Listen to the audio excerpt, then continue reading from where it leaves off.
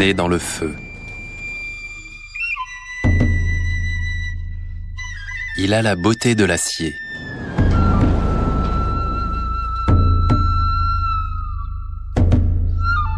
C'est une arme autant qu'une œuvre d'art.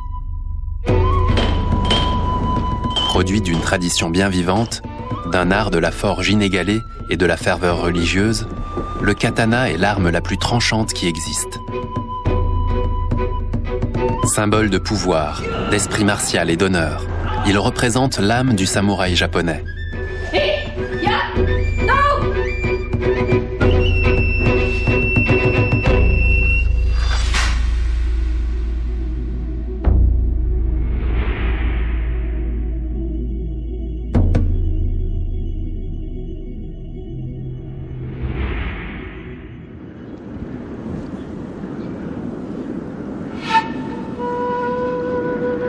Dans une vallée, où d'après la croyance populaire, le dragon grimpe à l'assaut des nuages, un prêtre appelle à la prière du soir.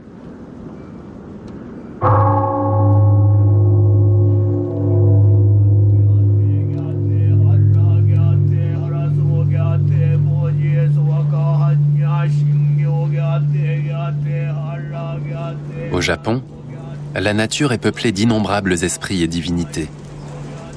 Nulle part ailleurs, on ne ressent autant leur présence que dans les montagnes de Shimane, berceau de la fabrication du sabre japonais.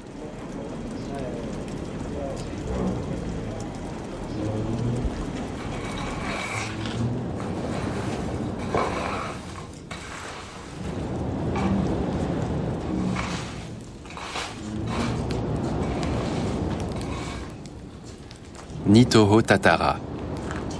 C'est le nom du dernier atelier japonais où l'on produit encore, comme il y a 1000 ans, le tamahagane, l'acier spécial utilisé pour la fabrication des sabres japonais. À 69 ans, Akira Kihara est l'un des derniers Murage, ces maîtres fondeurs capables de produire le précieux métal. Chaque hiver, il convoque ici une équipe qui rassemble tous les éléments indispensables pour fondre l'acier japonais. Dans les anciens mythes, le four était symbolisé par un dragon qui crachait le feu, souillait les cours d'eau et détruisait les forêts. Il est vrai que le feu engloutit une quantité incroyable de charbon de bois. En 3 jours, ces fourneaux en absorberont pas moins de 13 tonnes. À cela s'ajoutent les 8 tonnes de sable ferrugineux extraits des montagnes japonaises. À la différence du minerai de fer, ce sable contient moins de phosphore et de soufre, ce qui en fait une matière première idéale pour réaliser un acier qui ne doit ni rouiller ni se briser.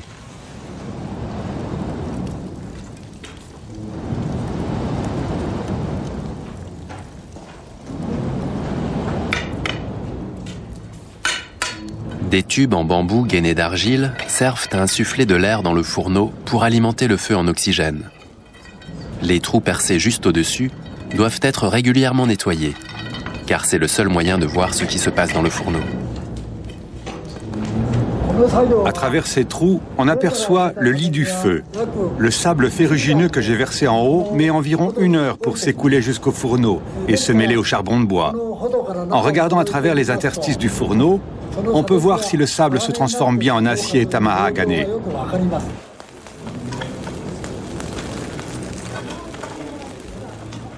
Maître Kihara doit s'en remettre à son expérience. Il observe la couleur des flammes et surveille le crépitement du feu.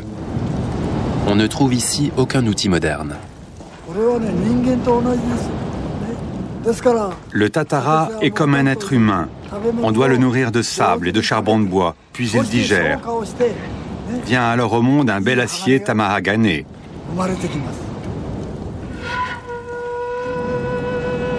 À l'époque médiévale, fondre l'acier était un acte sacré qui ne s'accomplissait qu'après avoir revêtu l'habit blanc des prêtres afin de se concilier la capricieuse déesse du métal, Kanaya-no-shin.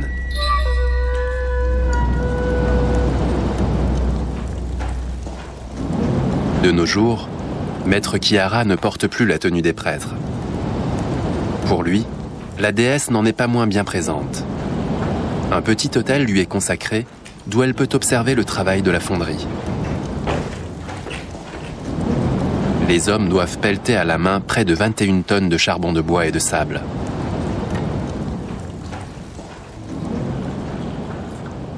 Au bout de 3 jours et 3 nuits, les pieds sont endoloris. La poussière de charbon brûle les yeux. Ceux qui ont besoin de faire une pause peuvent aller boire une tasse de thé vert dans la pièce attenante.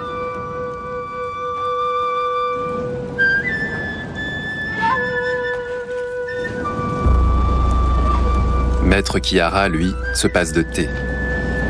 Après 50 heures de travail, il maintient la veille sans quitter le feu du regard.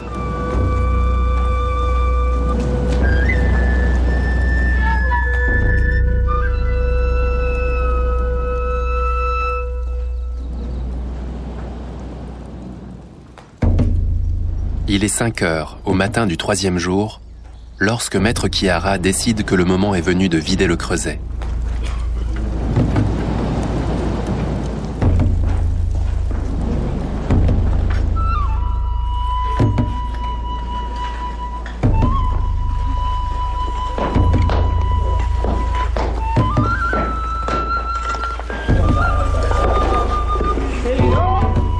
À l'intérieur du fourneau, la température atteint 1500 degrés. La chaleur est à peine tenable. Armés de grandes pinces en bois, les hommes se mesurent à une gangue de charbon hérissée de flammes et libèrent la matière contenue dans le ventre du tatara. Le noyau d'acier chauffé à blanc, le tamahagane.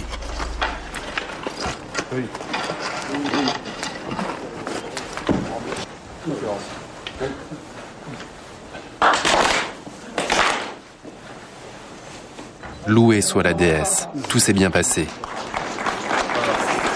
Après 70 heures au milieu de la fournaise et de la poussière de charbon de bois, les hommes sont heureux de boire une gorgée de saké. Mais le travail n'est pas terminé. Oui, j'ai vu le bloc, c'est un bel acier. Je suis soulagé, je suis vraiment content.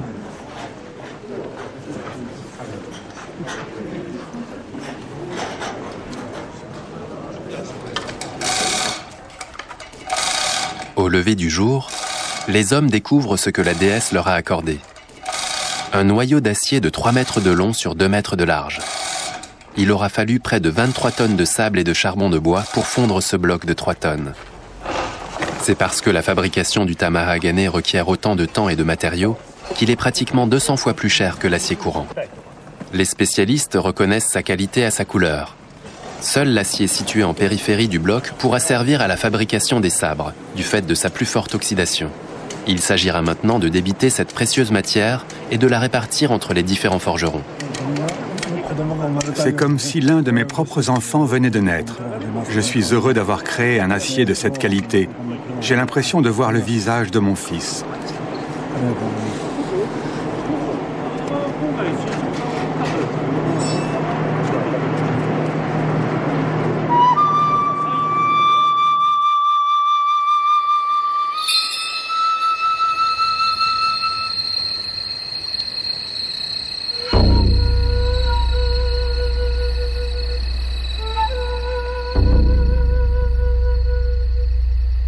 Dans le Japon ancien, le katana, sabre des samouraïs, n'était pas simplement une arme.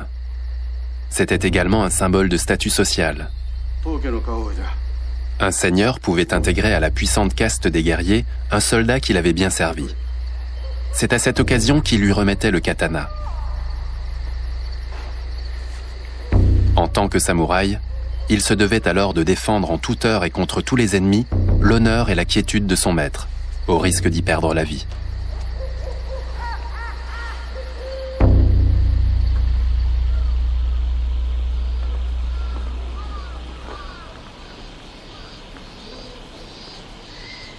À partir du moment où il lui avait été remis, le sabre ne quittait plus son propriétaire.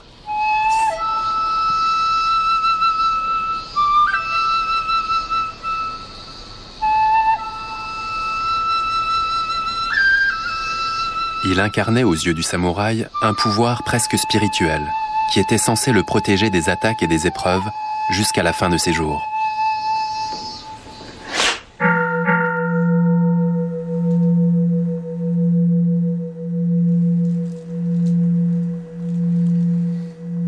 Avant de forger un sabre, il convient de se purifier l'esprit. C'est pourquoi Sadatoshi Gasan commence sa journée en faisant une prière.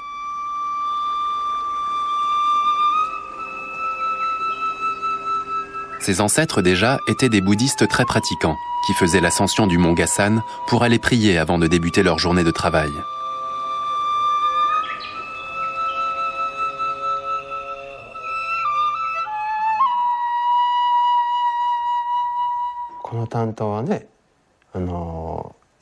Ce sabre court a été forgé par mes ancêtres il y a 500 ans. On reconnaît sur la lame un motif qui est la marque de fabrique de notre famille. Cette technique est parvenue jusqu'à moi et j'estime que c'est mon devoir de la transmettre à mon fils afin qu'elle ne disparaisse pas.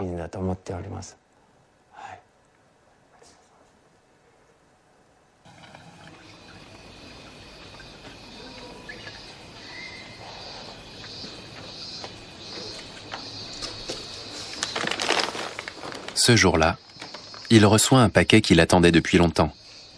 Il contient le Tamahagane de Maître Kihara. Maître Gasan recommande à son premier assistant et à son fils d'en prendre bien soin. Il ne faut pas en perdre un gramme.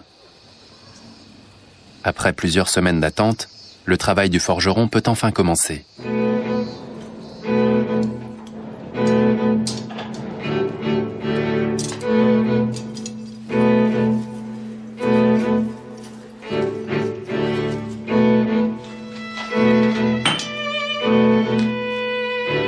Il s'agit tout d'abord de chauffer le Tamahagane, puis de le marteler pour le débiter en petits morceaux. Une tâche qui nécessitera plusieurs heures de travail.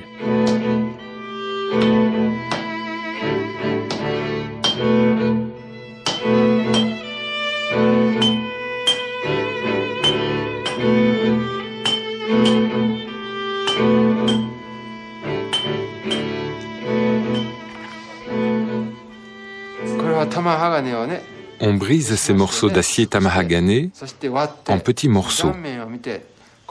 On les regarde sur la tranche et on les trie en fonction de leur teneur en carbone. On réunit alors le tout en un bloc qu'on chauffe sur un feu de charbon de bois.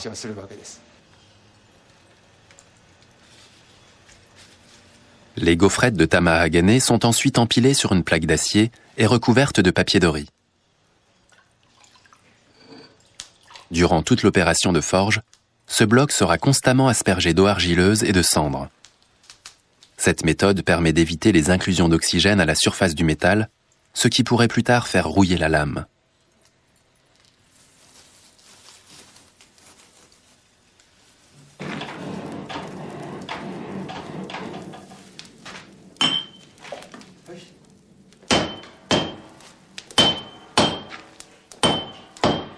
Le martelage régulier a pour effet de répartir de façon homogène le carbone dans l'acier, tout en chassant les bulles d'air et les impuretés. Une importante quantité de matière est ainsi perdue. La lame terminée peut peser jusqu'à 700 grammes de moins que le poids initial d'acier brut. Ils ont été éliminés à coups de marteau.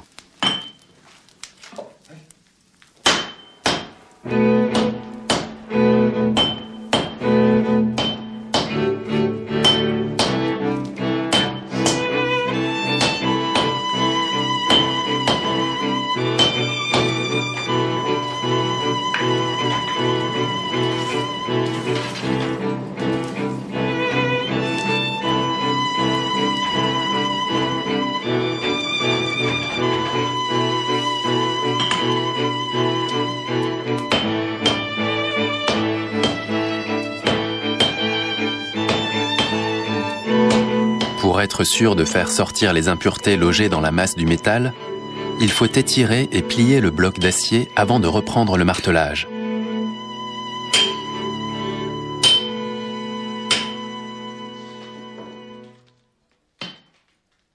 Cette opération longue mais indispensable doit être reproduite une bonne quinzaine de fois et peut durer une bonne semaine. Chaque pliage multiplie le nombre des couches de métal et le bloc atteint au final entre 1000 et 33 000 couches, chacune ne dépassant pas 1 millième de millimètre d'épaisseur. Ce feuilletage sera visible dans les dessins qui apparaîtront à la surface de la lame après polissage, formant en quelque sorte la signature du forgeron. Mais le sabre des samouraïs n'est pas seulement réputé pour être un bel objet. Son tranchant en fait une arme redoutable. Dans les mains d'un maître de sabre, le katana peut trancher d'un coup les cibles les plus tendres, mais aussi les plus dures. Pour obtenir une lame tranchante, il faut un acier très dur. L'ennui, c'est que ce métal se brise facilement. Alors, les maîtres forgerons japonais ont mis au point une lame composite formée d'une enveloppe en acier très dur et d'un noyau central en acier plus souple.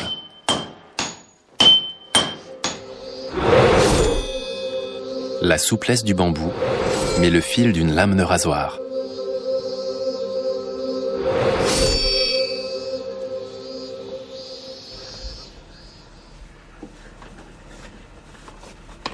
Il est 6 heures du matin. Takemi, l'assistant du maître forgeron, part travailler.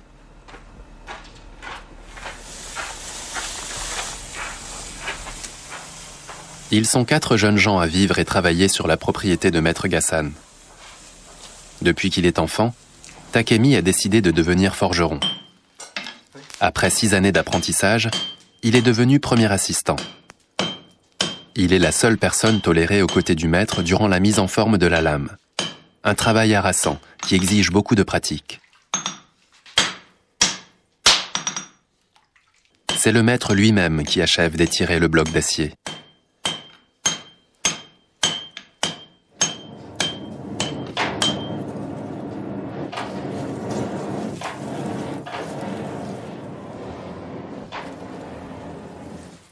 Jour après jour, Gassan martèle la barre d'acier. Lentement, la lame commence à prendre forme.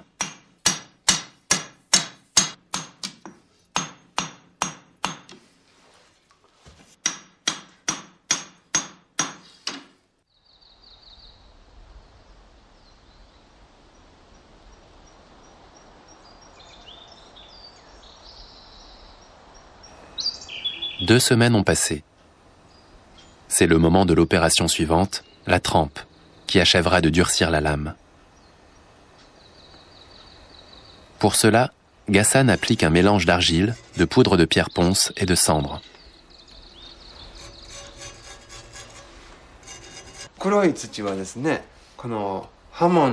Je recouvre la lame avec de l'argile noire pour donner au tranchant de la lame une ligne de trempe qu'on appelle le hamon. Cette argile est mélangée avec de la poudre de charbon de bois. C'est une étape importante et chaque artisan a sa propre façon de procéder.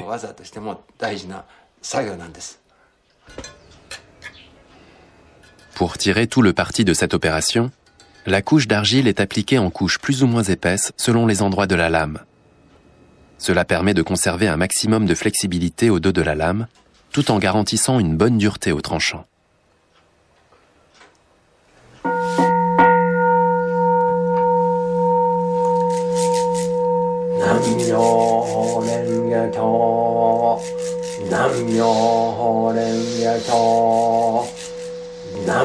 Après 3 semaines de travail de forge, le moment est enfin venu de conférer une âme à ce sabre.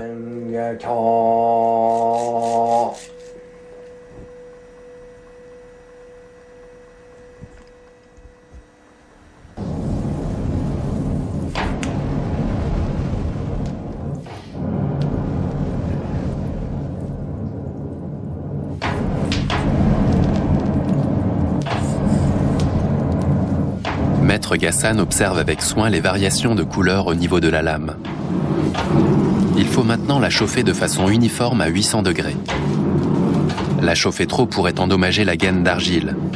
La chauffer trop peu risquerait de nuire à son durcissement.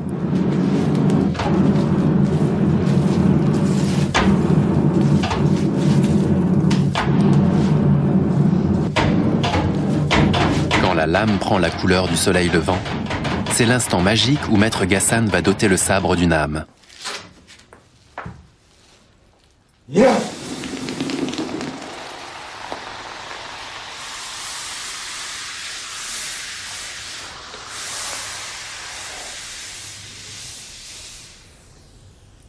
Le refroidissement brutal dans un bain d'eau modifie la structure cristalline de l'acier et accentue la courbe caractéristique de la lame. L'opération semble avoir bien réussi.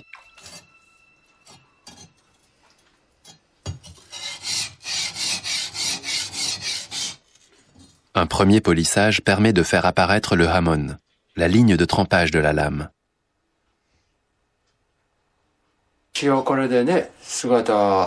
J'ai donné à la lame sa forme et je l'ai trempée, mais tant qu'elle ne sera pas polie, je ne serai pas tranquille.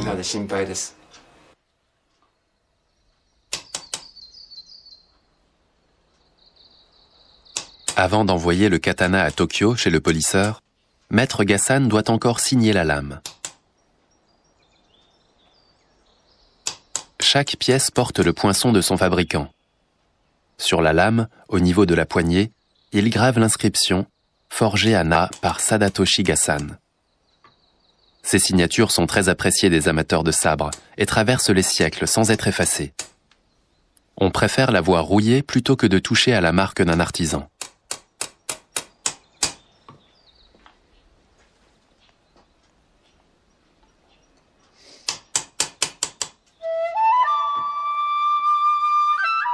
Gassan sculptera un dragon ondulant sur le dos de la lame. C'est l'emblème de sa famille.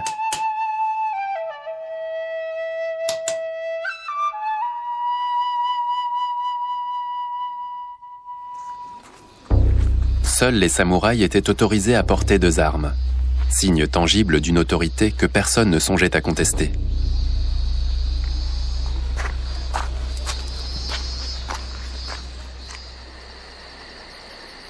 Seule la mort pouvait séparer un samouraï de ses sabres.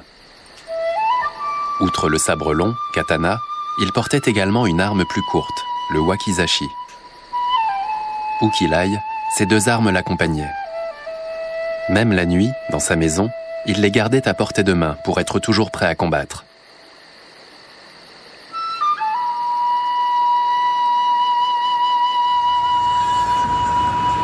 L'époque moderne ne laissa aucune place aux samouraïs, qui durent déposer leur sabre il y a 250 ans. C'est l'empereur lui-même qui en prit la décision, désireux de créer une société moderne sur le modèle européen. Les samouraïs obéirent et s'intégrèrent à l'administration. Aujourd'hui encore, ils contrôlent en coulisses la politique et le milieu des affaires japonais. La disparition des samouraïs entraîna une grave crise parmi les fabricants de sabres. Seuls les meilleurs artisans purent subsister. Parmi eux figure la célèbre famille Onami de Tokyo. À 58 ans, Koshu Onami représente la 14e génération de polisseurs de lames. Son art consiste à choisir les pierres à aiguiser les mieux appropriées à chaque katana. Pour cela, il faut posséder une excellente connaissance de l'histoire et de la tradition des familles de polisseurs, mais aussi une grande expérience. Il faut un regard exercé pour pouvoir apprécier les qualités cachées d'une lame sous la surface de l'acier. Il y a quelques jours, Maître Onami a reçu le sabre forgé par Maître Gassan. Il entreprend maintenant, au cours d'un premier polissage, de lui donner sa forme définitive. Un travail qui l'occupera jusqu'au soir.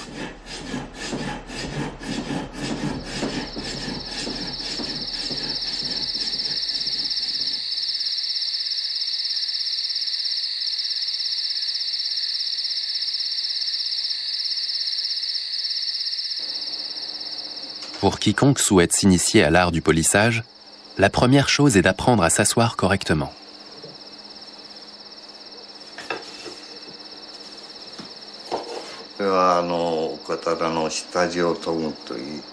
Voici la position assise traditionnelle pour la première phase de polissage. Quand on affûte une lame, on exerce une pression assez forte sur la pierre et il ne faut pas qu'elle bouge. Dans cette position, on peut immobiliser la pierre avec tout le poids de son corps. Il faut bien une année avant de s'y habituer.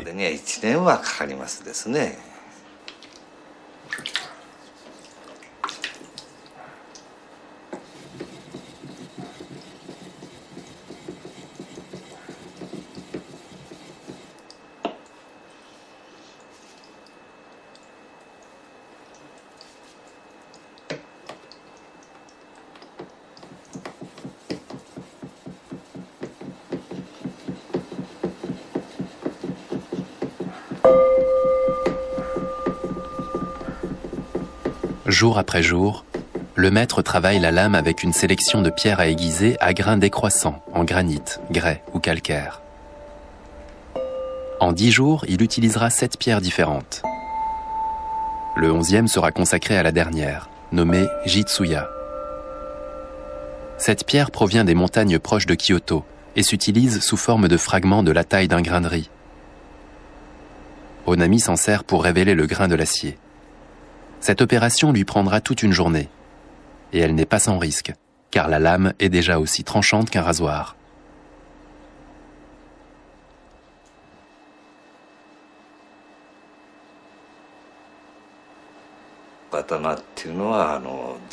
La lame d'un sabre est vraiment tranchante. Dans ma jeunesse, je me suis souvent blessé. Alors quand nous travaillons, nous sommes toujours nerveux et nous devons faire preuve d'une grande concentration.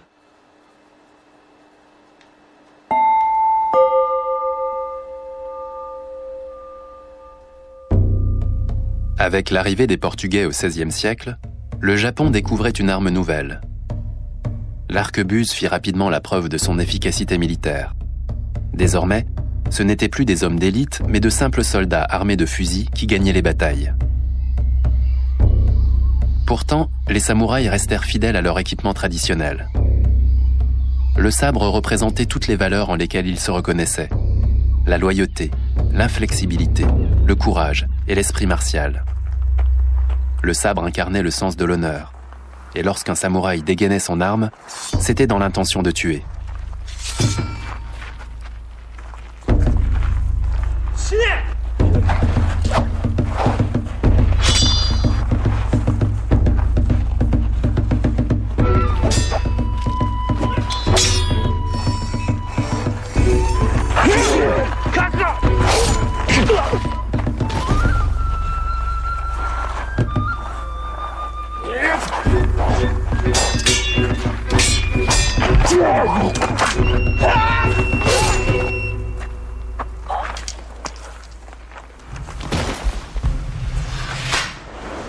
La Katori Shinto Ryu est l'une des plus anciennes écoles d'arts martiaux japonaises. Aujourd'hui encore, on y pratique le sabre comme au XVe siècle. L'enseignement est dirigé par maître Otake, 82 ans. Dans un combat, il ne faut pas être en face, mais dos à la lumière. Sinon, on risque d'être gêné par les rayons du soleil ou la lueur de la lune.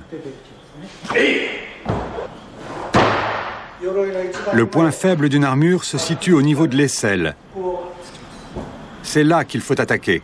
Je recule pour esquiver et je contre-attaque. Il faut toucher les parties internes du bras ou de la jambe, car c'est comme ça qu'on atteint les veines de l'adversaire. C'est comme le frapper au cœur. Attaquer l'extérieur des membres est moins efficace, car les veines sont moins accessibles. Alors que là, le coup est fatal. C'est là qu'il faut attaquer. Je l'attaque par le bas, esquive sur la droite et j'attaque vers le haut.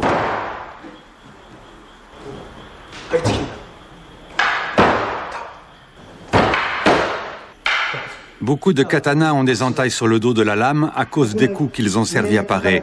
Quand on part comme ça ou comme ça, le dos de la lame reçoit des coups violents du tranchant de la lame adverse. En revanche, si j'esquive en me déplaçant sur la gauche, je peux parer le coup avec le revers de ma lame. Revers contre revers. Il faut toujours essayer de protéger sa lame du tranchant adverse.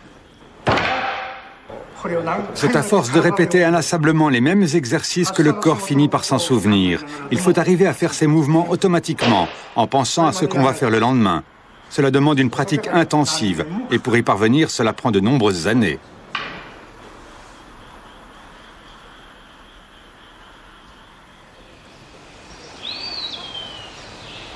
Non loin de l'école Katori se trouve le temple du même nom, le 3e sanctuaire shinto le plus sacré du pays. Édifié en l'honneur du dieu Futsunushi no Mikoto, ce fut pendant plusieurs siècles un lieu de pèlerinage important pour de nombreux guerriers en quête de soutien avant le combat ou recherchant l'éveil dans les arts martiaux.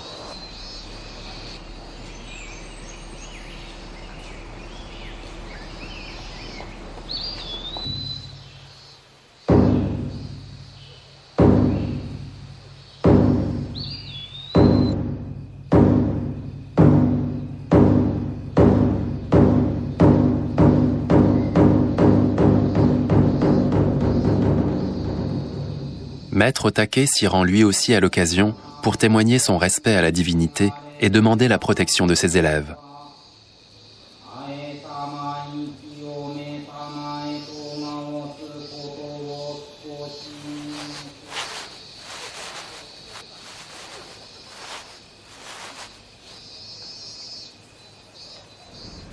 Après la prière, Maître Take va également se recueillir sur une tombe discrète située à proximité du sanctuaire de Katori. Ici repose Iizasa Shoizai Ienao, le fondateur de son école. On dit qu'il est venu ici à l'âge de 60 ans pour méditer pendant 3 années sous un arbre et pratiquer les arts de combat. D'après la légende, le fondateur de notre école a été visité par un jeune dieu assis sous un prunier qui lui aurait confié un volume du traité divin de la stratégie martiale. C'est la raison pour laquelle il a fait précéder le nom de son école, Katori Shinto Ryu, par le terme Tanshin Shoden, qui indique l'origine divine de son enseignement.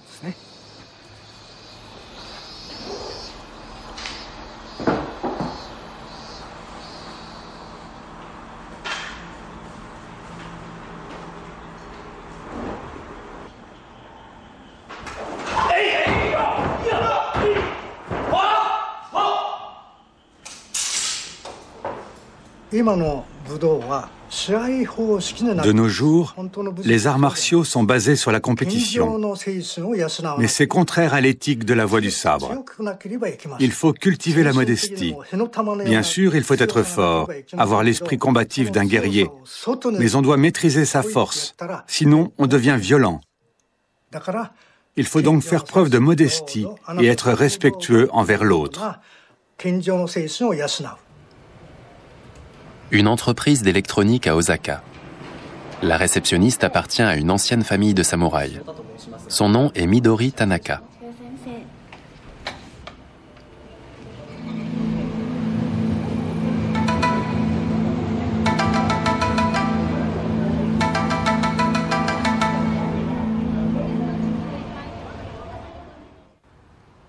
Son père, Fumon Tanaka, est un maître de sabre renommé à Osaka. Maître Tanaka a consacré sa vie à l'étude des samouraïs et de leurs techniques de combat. Je pense que beaucoup de Japonais portent au fond d'eux-mêmes les valeurs du Bushido, l'éthique des samouraïs.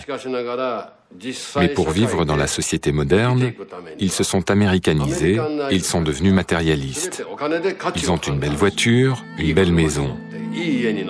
Mais au Japon, il reste encore quelque part les valeurs du Bushido, pour qui c'est l'honneur qui compte avant tout.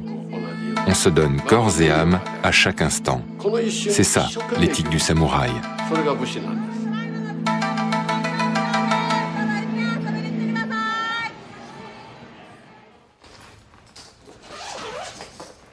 Cinq fois par semaine, après le travail, Midori s'exerce pendant plusieurs heures. La première fois qu'elle a tenu un sabre, elle avait 9 ans. Aujourd'hui, à 28 ans, elle a le rang de professeur.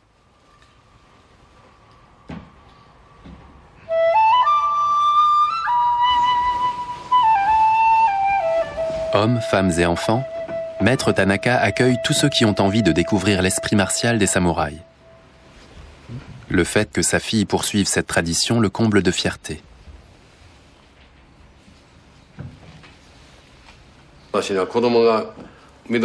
Je n'ai qu'une fille, Midori. C'est elle qui a décidé de s'initier à l'art du sabre et de prendre la relève. J'en suis très heureux. Si elle n'avait pas voulu prendre ma suite, j'aurais dû trouver quelqu'un d'autre pour transmettre cette tradition.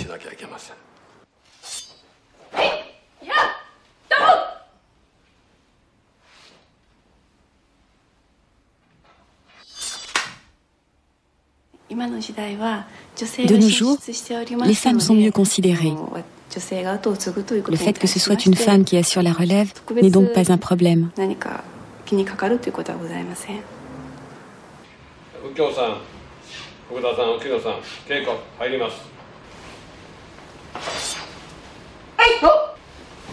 Midori est déjà suffisamment experte dans le maniement du sabre pour que son père l'autorise à pratiquer Sundome, c'est-à-dire lame au clair.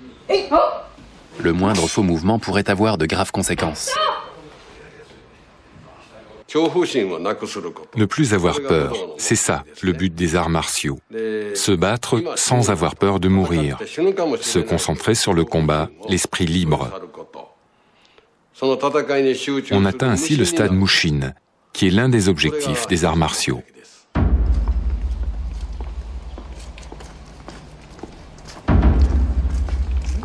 Le lendemain, le grand maître Tanaka convoque ses élèves pour une démonstration très spéciale. Il va arrêter une flèche au vol et la couper en deux. Une technique à haut risque réservée à ceux qui ont atteint le stade Mushin, un état où le maître ignore la peur et ne fait plus qu'un avec son sabre.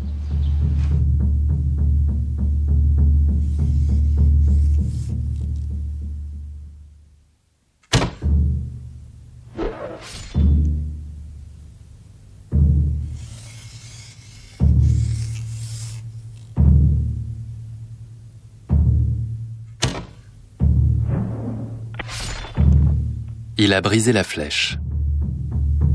Pourtant, Maître Tanaka n'est pas satisfait. Il veut tenter une nouvelle fois de frapper la flèche en plein centre.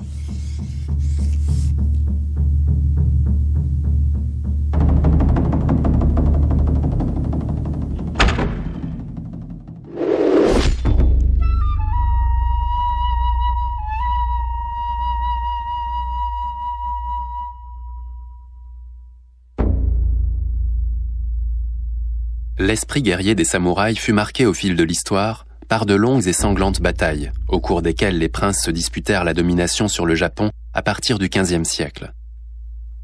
La voie du samouraï, c'est la mort, peut-on lire dans les écrits d'un samouraï du XVIIe siècle. Seul celui qui méprise la mort et la regarde en face peut servir son maître. On attendait d'un samouraï qu'il ne recule jamais devant l'affrontement. Pas même lorsque le combat était perdu d'avance.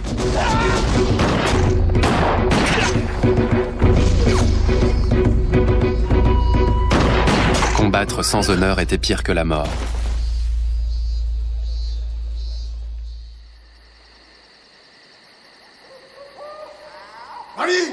Celui qui rentrait avec la vie sauve risquait de devoir assumer la responsabilité de la défaite de ses camarades.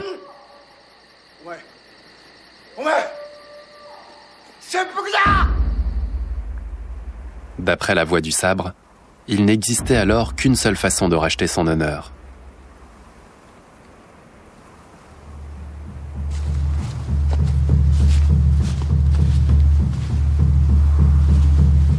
Sous le contrôle de son seigneur, il devait s'ôter lui-même la vie. Une fois que le samouraï avait fait la preuve de son courage et qu'il risquait de s'évanouir, le seigneur faisait signe à un maître d'armes de mettre fin à ses souffrances.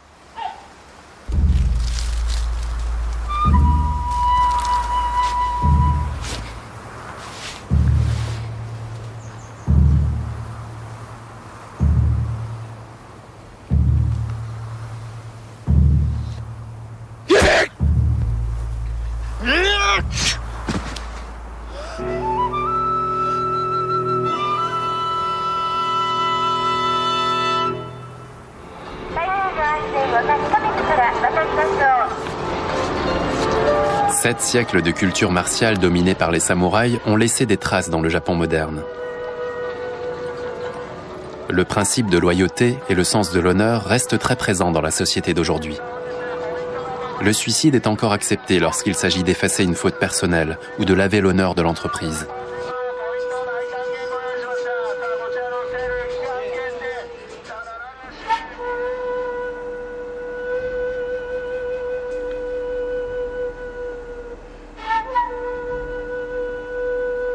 Avec précaution, le polisseur tamponne la lame avec un mélange d'huile et d'oxyde de fer. Il la protégera de la rouille et mettra en valeur le contraste entre le grain de l'acier et le poli du tranchant.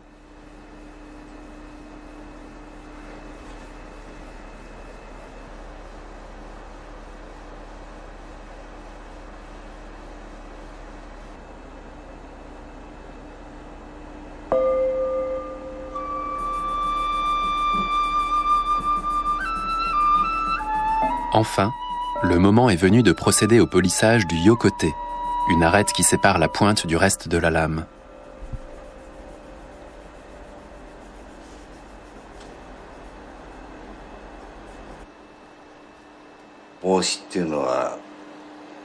La pointe du sabre, c'est comme le visage pour un être humain.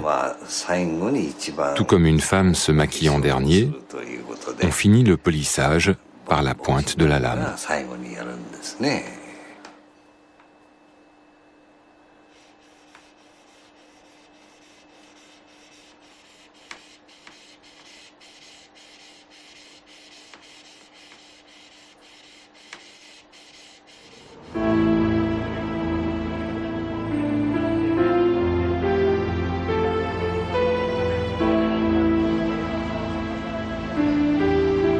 Il y a 3 mois, Maître Ghassan commençait à forger la lame. Aujourd'hui, Maître Nami lui a dit qu'il pouvait se mettre en chemin. Le sabre est terminé.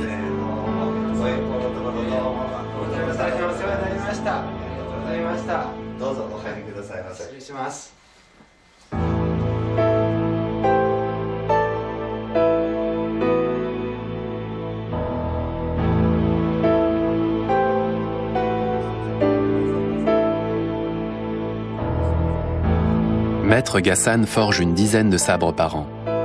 Et parfois, il lui arrive de réussir une lame qui éclipse toutes les autres. Son polisseur, avec qui il travaille depuis de nombreuses années, se montre lui aussi très satisfait. Les gravures, commente-t-il, sont un parfait exemple de la tradition Ghassan. Un sourire trahit ce que la modestie du maître l'empêche d'exprimer tout haut. Sa fierté de contempler l'élégante ligne de trempe à l'acier laiteux et légèrement bombé, le dos de la lame finement sablé, et ce dragon bondissant, une véritable splendeur. Je me suis donné beaucoup de mal pour forger ce sabre, et je trouve son travail de finition formidable. Il met en valeur les spécificités de mon travail. Je suis très satisfait.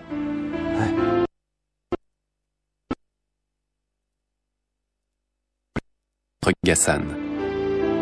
Un chef-d'œuvre devant lequel ses arrière-petits-enfants s'inclineront peut-être pleins de respect, et qui, espérons-le, les encouragera à poursuivre la tradition de leurs ancêtres.